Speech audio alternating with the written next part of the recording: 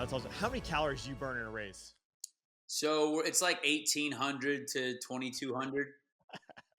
Yeah, Yeah, that's and we insane. lose we lose. I lose up to like 16 pounds a race just with pure water weight and all that stuff, which is pretty crazy. That's insane. I mean, I'm not a exercise physiologist or scientist or doctor for that matter, but that's a lot that you're I mean, you gotta be just completely drained at the end of that, I would imagine.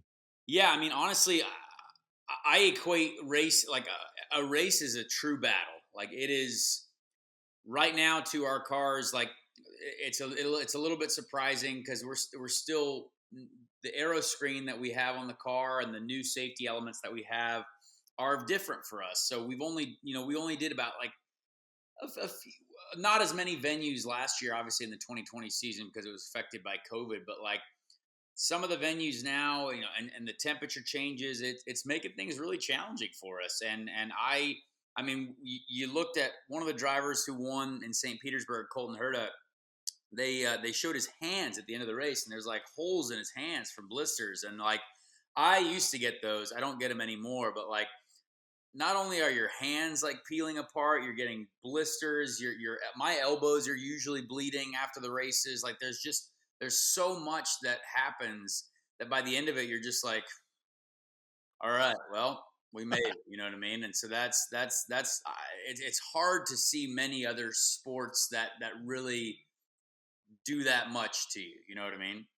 Yeah, and that's if you don't have any issues on the track. I mean, I think recently too, you had a little scare flipping upside down, but it's a dangerous business because you're cruising around going pretty fast, low to the ground, i.e., attached to the ground with a lot of things around it. So, um, yeah, it's sporty. What goes on, man? When to me that's got to be probably a surreal event, right? Like I've had some emergencies and issues, but nothing like that. But I know for me, every time, like if a brake fail, I had a brake failure and like time slowed down for me, right? But in my mind, I'm like, this is not good. This is not good. I really want to stop, and this is going to end poorly.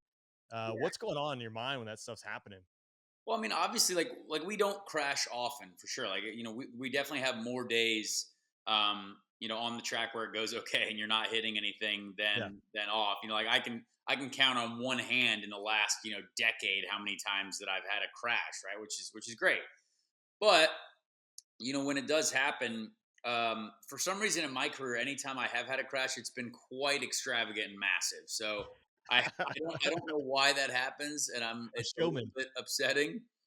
But yeah, part of why I actually enjoy the sport though is because of the danger level. I like the adrenaline that it produces. I like the fact that when I watched drivers growing up, I was like, those guys are heroes. Like because when I in IndyCar, we in the last decade, we have had drivers killed, and like that, Yeah. it's very very sad. But part those guys love what they were doing, and like I love what I'm doing. So like if that's the way I'm going out, you know what? I had a smile on my face, right? So like I Yep. love doing this, and I love being able to compete at a high dangerous level because not only does it produce that extra bit of adrenaline, but I think it's cool and I like and it's a great I think that's why people used to watch racing so much is because it was like this is crazy stuff and they're going so fast and it's very dangerous and without a doubt we still are probably the most dangerous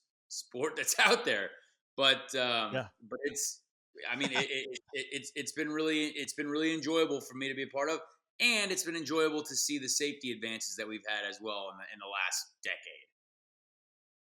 Well, it's like anything. I mean, there's always risk, right? And in that sport, you're going fast, right? And there's things that you can hit and bad things can happen, but it's like flying planes. It's like, I don't know, I would say you're going to get killed. I mean, the chances of you driving to work, you have a probably higher probability of getting killed, right? With some dude running a red light. And that'd be one hell of a way to go, But at Yeah, least if you can go out doing what you love, be a little bit exactly. better.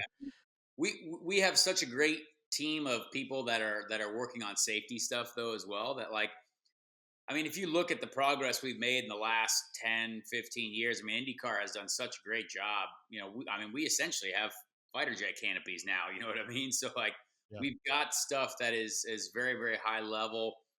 which makes us feel safer, makes the drivers with families feel much better. But yeah, I don't have a lot of concern for my own personal safety, so I don't really mind.